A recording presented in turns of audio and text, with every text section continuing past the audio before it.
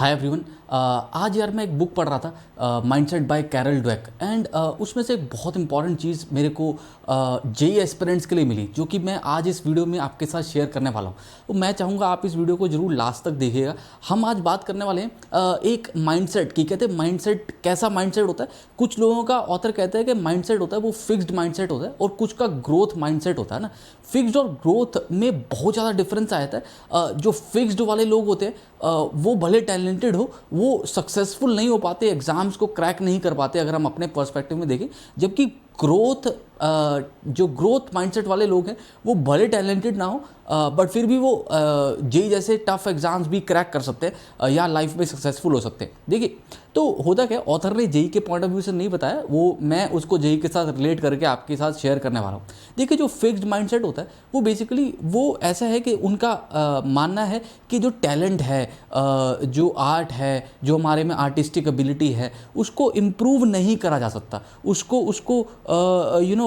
उसको बढ़ाया नहीं जा सकता, उसको बेहतर नहीं किया जा सकता। वो जो माइंडसेट है ना, वो एक तरह का फिक्स्ड माइंडसेट है। जैसे कई बच्चों के मन में होता है, मैं आईआईटी के लिए बना ही नहीं, मैं आईआईटी क्रैक कर ही नहीं सकता, मैं टफ प्रॉब्लम्स कभी कर ही नहीं पाऊंगा, मैं टफ किताबें कभी कर नहीं पाऊंगा, मैं जेई एडवांस लेवल के क्वेश्चंस नहीं कर पाऊंगा। ये जो है ना, ये एक फिक्स्ड माइंडसेट है जिसमें हम 0 और 1 के फॉर्म में अपने आप को करते हैं कि ये चीज़ मैं कर सकता हूँ, ये चीज़ मैं नहीं कर सकता हूँ। या तो हम पूरे बहुत ही बढ़िया हैं, या फिर हम एकदम ही बेकार है, एकदम ही उस चीज़ में हमें आते नहीं। जैसे हम कहते हैं, जैसे मैं खुद को कह देता हूँ कि यार मेरे को गाना नहीं आता है ना, मैं ऐसे कह देता हूँ, आप सुना होगा ना, मेरे को पियानो नहीं बजाना आता है, लेट से मेरे को गिटार नहीं आता है। तो ये जो है ना, ये जो स्टेटमेंट्स है, ये फिक्स्ड माइंडसेट की तरफ है। बेसिकली हमने मन में ठान लिया है कि हम या तो एक चीज़ को कर सकते हैं या एक चीज़ को नहीं कर सकते।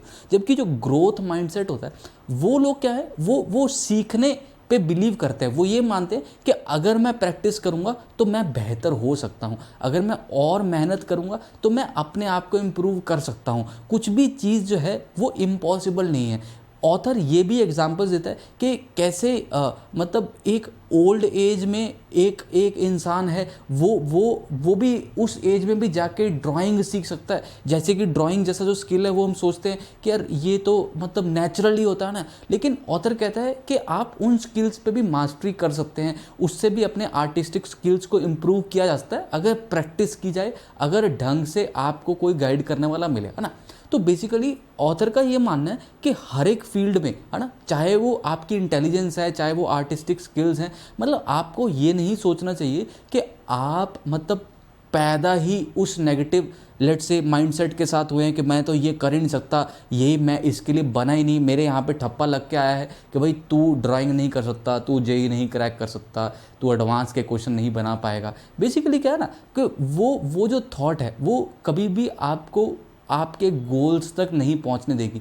आपको ये इंश्योर करना है कि आप हमेशा एक जो माइंडसेट रखें वो सीखने वाला रखें, है ना। कैसा माइंडसेट रखें कि मैं सीख लूँगा, with practice I will improve, I am improving day by day, मैं हर रोज़ थोड़ा थोड़ा इम्प्रूव करूँ। Instead of having a long jump कि मैं इतना बड़ा जंप मारूंगा, आप छोटे छोटे कदम भी चल सकते हैं, थोड़े थोड़े स्टेप भी ले सकते हैं। आप जब सीढ़ियाँ चढ़ना सीखते हैं तो क्या आप पहली सीढ़ी से डायरेक्टली चौथी सीढ़ी पे पैर रखते हैं? क्या आप पहली सीढ़ी से डायरेक्टली छठी सीढ़ी पे पैर रखते हैं? जब आप सीढ़ियाँ उतरते हैं तो क्या आप 2-2 3-3 सीढ़ियाँ स्किप करके उतरते थे? जब आप फर्स्ट टाइम स्टेयर चढ़ना शुरू किए थे तब आप एक एक स्टेप ही लेके स्टेयर चढ़ते थे, राइट। हो सकता है क्रॉल करते हुए भी चलते हो, है ना। लेकिन जैसे जैसे आपको एक्सपीरियंस हो गया, अब कभी आपको जल्दी भी जाना होता है तो आप एक स्टेप छोड़ के 2-2 स्टेप भी कवर कर लेते हो ना। कई बार उतरते समय तो थोड़ा डिफिकल्ट हो जाता है, मैंने तो कभी ट्राई नहीं किया 2-2 स्टेप, आप भी मत करिएगा, लेकिन चढ़ते समय तो हम कर लेते हैं ना, और बैलेंस बन जाता है। तो बेसिकली क्या है, जो चीज़ हमें शुरुआत में मुश्किल लगती है, इमेजिन करिए आपने जब साइकिल चलाना सीखा होगा तो हो सकता है आप साइकिल से गिरे होंगे स्टार्टिंग में, हो सकता है जब साइकिल आपने स्टार्ट किया तो आप ट्राई साइकिल से स्टार्ट करते हैं, फिर वो ट्राई साइकिल को हम बाई साइकिल बना लेते हैं, ना, ऐसा करते हैं ना। तो बेसिकली क्या है, शुरुआत में हम हर चीज़ के एक्सपर्ट नहीं होते, लेकिन धीरे धीरे है ना, with practice, with lot of problem solving, lot of problem types जब आप कवर करेंगे ना, तो आपके जेई के जो सॉल्विंग स्किल्स है वो डेफिनेटली इंप्रूव होंगे। ऐसा नहीं है कि नहीं इंप्रूव होंगे ना, तो आपको प्रैक्टिस करनी पड़ेगी, आपको क्वेश्चंस करने पड़ेंगे। अब जब मैं बच्चों को कहता हूँ कि आप आरबीसीज करिए, तो जब आप आरबीसीज देखते हैं शुरुआत के, तो आपको बहुत टफ लगते हैं, आपको समझने में भी मुश्किल आती है, राइट। अब ये मत पूछना कि आरबीसी क्या होता है ना। तो बेसिकली आरबीसीज करते हुए आपको टफनेस दिखती है कि यार ये मेरे को समझ नहीं आ रहा है, यार ये तो बहुत ही टफ प्रॉब्लम्स है, मैं कैसे समझूंगा, सर ने कैसे सोचा होगा। हम पहले दूसरे आरबीसी में वो सोच लेते हैं, और कुछ बच्चे वहाँ पे छोड़ भी जाते हैं। लेकिन कुछ बच्चे डटे रहते हैं, कैसे कि मैंने सीखना है, मैं इंप्रूव करूंगा, मैं देखता हूँ सर कैसे सॉल्व करते हैं, अगली बार ऐसा क्वेश्चन आएगा ना तो मैं भी ऐसे सॉल्व करूंगा। वो जो माइंडसेट है ना, वो ग्रोथ माइंडसेट है। और जिन्होंने ये सोच के छोड़ दिया उसको कि भाई मैंने तो नहीं करना, ये तो मेरे से होना नहीं है, मैं पहले थ्योरी कर लेता हूँ बाद में करूँगा, ये बहुत मुश्किल सवाल है, मैं इसके लिए बना ही नहीं हूँ, ये तो शायद टॉपर ही करते होंगे, ये पता नहीं पेपर में आएगा कि नहीं आएगा। वो जो माइंडसेट है ना, वो फिक्स्ड माइंडसेट है। आपने फिक्स कर लिया कि भाई मेरे से तो होना नहीं। ग्रोथ वाला बच्चा कभी भी छोड़ेगा नहीं, वो प्रैक्टिस करेगा। एक बार में नहीं समझ में आएगा तो दूसरी बार देखेगा, तीसरी बार देखेगा, चौथी बार देखेगा, वो बार बार उसको रिपीट करता रहेगा जब तक वो चीज़ों को अच्छे से समझ ना ले। तो आपको अपनी जेई प्रेपरेशन के समय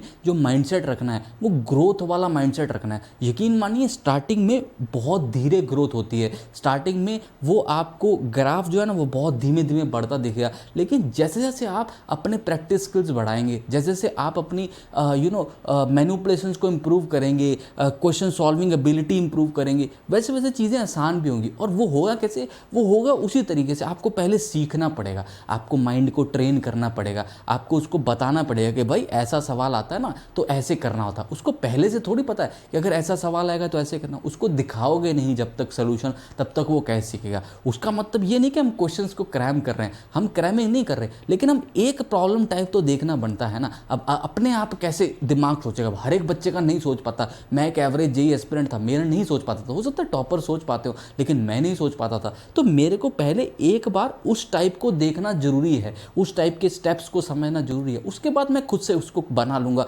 उसके बाद मैं वैल्यूज चेंज होंगी पेपर में तो मैं कर लूंगा, है ना। तो आपको ग्रोथ माइंडसेट रखिए, उसके साथ जेई की प्रेपरेशन करिए, आप बहुत बढ़िया रिजल्ट्स के साथ, बहुत अच्छे रैंक्स के साथ क्लियर करेंगे ना। तो अगर आप प्रेपरेशन में अभी हैं, अभी बने हुए हैं, अभी आपके एग्जाम्स नहीं आए, तो प्लीज़ अपने माइंडसेट पे थोड़ा सा वर्क करिए। चीज़ों को देख के डरिए नहीं, मुश्किलों को देख के घबराइए नहीं। ये हमेशा कहिए कि आज कुछ मैं नया सीखूंगा, मुश्किल क्वेश्चन है तो कोई बात नहीं, आज एक चैलेंज है मेरे लिए, इसको मैं समझूंगा और अगली बार जब ये क्वेश्चन आएगा तो मैं और बेहतर तरीके से इसको डील करूंगा और बेहतर तरीके से इसको अटैक करूंगा। Alright, I hope this video was useful. Please do hit the like button and share it with your friends, that motivates us a lot. Thank you so much for watching. Bye bye, do take care of yourself.